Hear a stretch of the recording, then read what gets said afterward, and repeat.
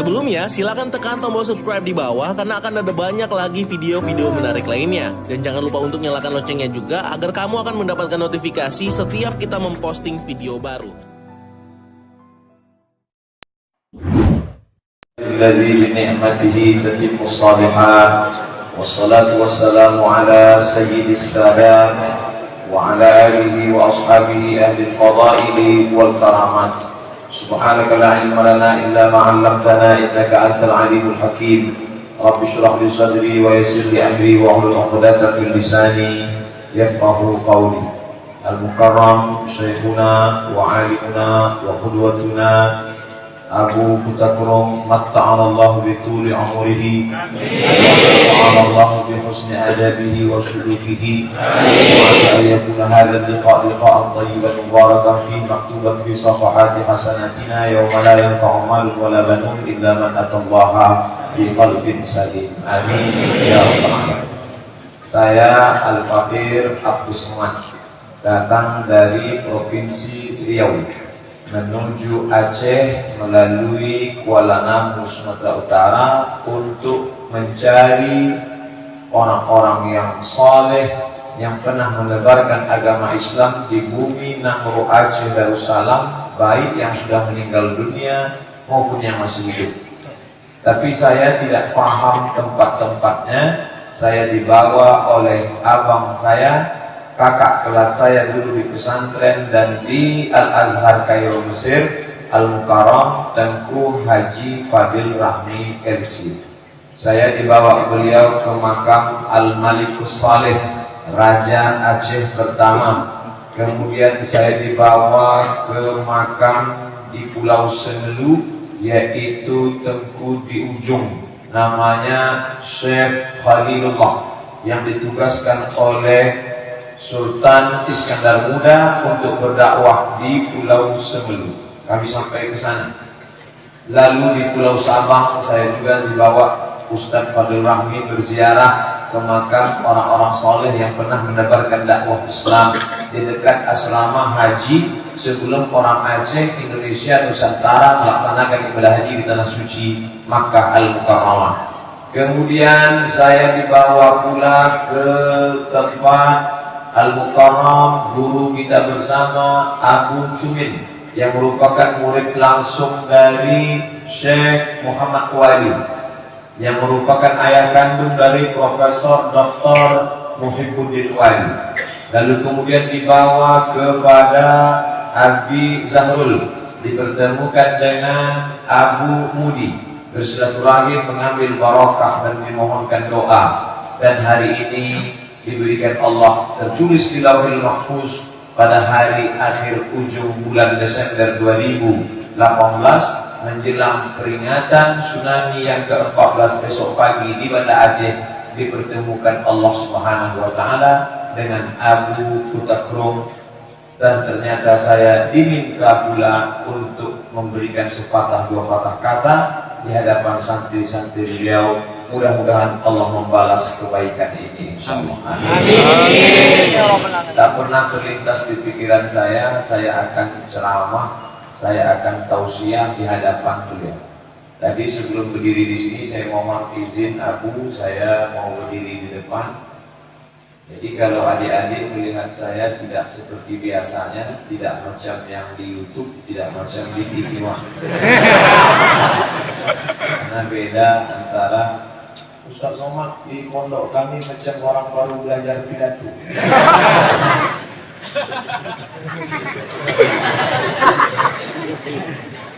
Jadi yang pertama saya datang mau menyambung tali silaturahim. Mudah-mudahan dengan bersilaturahim panjang umur, sehat badan. Amin. Amin. Tapi datang kemari tidak membawa apa-apa, dalam keadaan perut kosong, diberi Abu makan.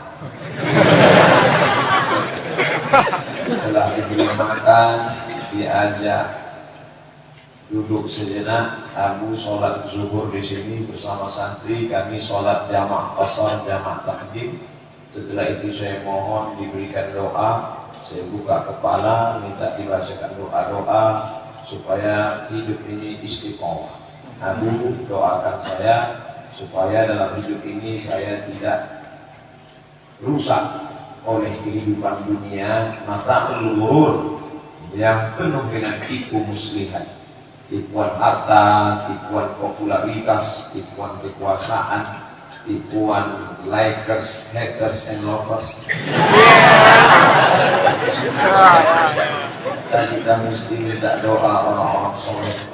Abu mendoakan saya, ketiupnya kepala saya, dihembusnya, terasa sejuk, masuk ke otak, masuk ke hati. Kemudian saya minta doakan air, supaya air itu masuk ke dalam hati, masuk ke dalam diri kita menjadi obat.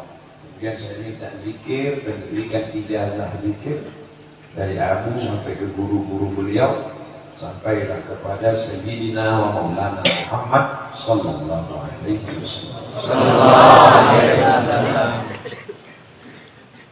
Apalagi yang mau disampaikan? Saya hanya menyampaikan kepada adik-adik, kalian sedang berada di lumbung padi. Ini banyak padi.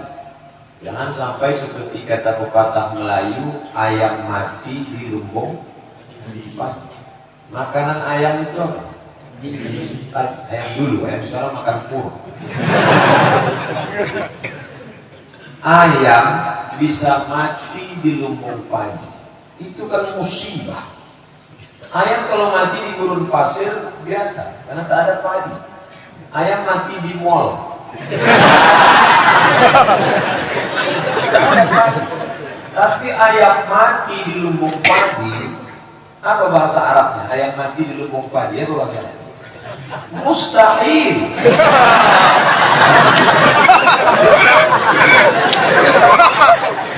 Ayam bisa mati di lumbung padi. Kenapa bisa begitu? Karena tidak mau menggerakkan lehernya, menggerakkan paruhnya untuk mencotok padi.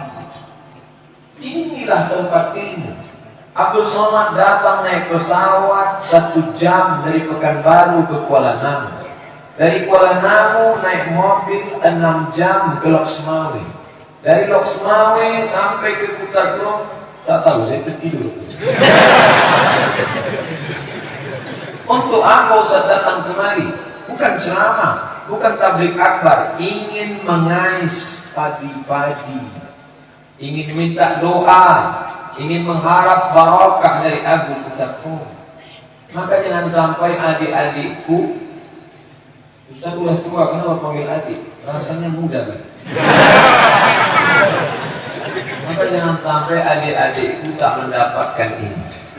Maka tanamkan kepikiran, saya selama di Darul Munawwarah harus mengambil 5. Yang pertama, kuasai kitab kuning. Walaupun kitab itu sekarang warnanya sudah putih.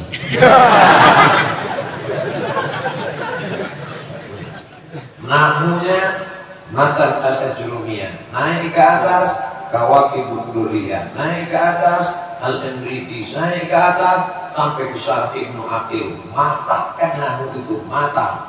Nahu, sorof, balaghah, bayan, ma'ani, balik, sampai paham sepaham-pahamnya. Adapun akidahnya, tanamkan akidah Asy'ari, Ahlus Sunnah wal Jamaah. Karena nanti kalau sudah keluar, datang akidah Qadariyah, datang akidah Jabariyah, datang akidah Mu'tazilah, datang akidah Hasyawiyah, datang akidah Khawarij, datang akidah Murji'ah, datang akidah liberal, datang akidah sekuler. Masakkan akidah Ahlus Sunnah wal Jamaah. Akhlaknya tasawuf sunni, bukan tasawuf falsafi, bukan tasawuf teori, tapi tasawuf amali.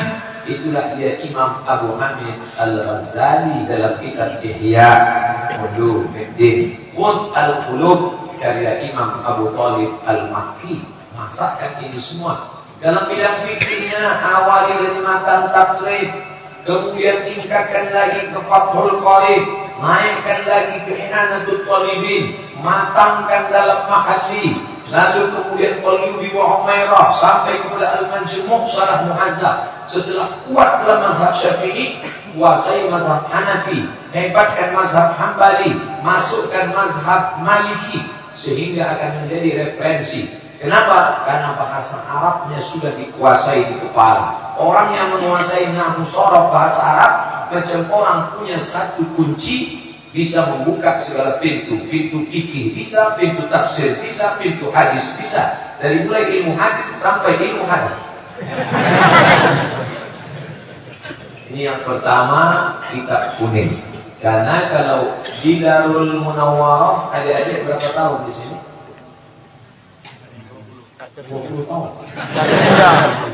Insyaallah. Berarti kalau masuk umur 20, 40 baru keluar. Akan semua ilmunya. Yang pertama, kitab kuning.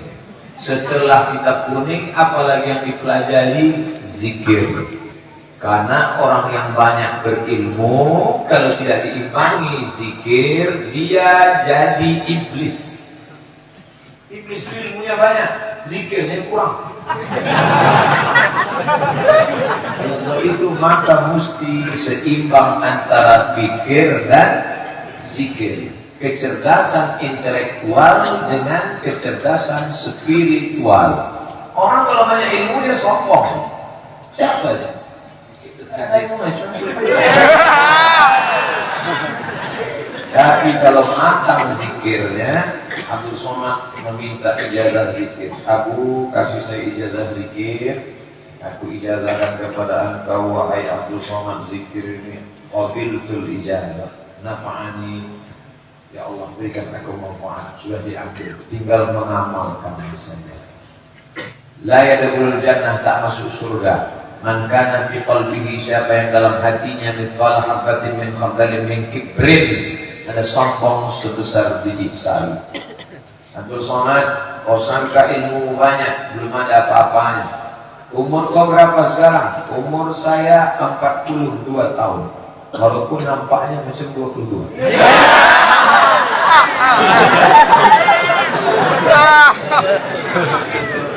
Aku mohon maaf, umur Abu berapa? Umur Abu 83 tahun.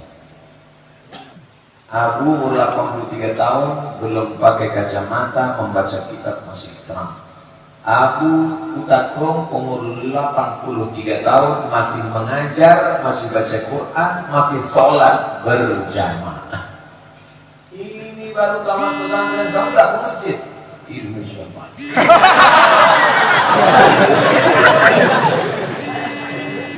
Laqad kana lakum fi Rasulillahi uswatun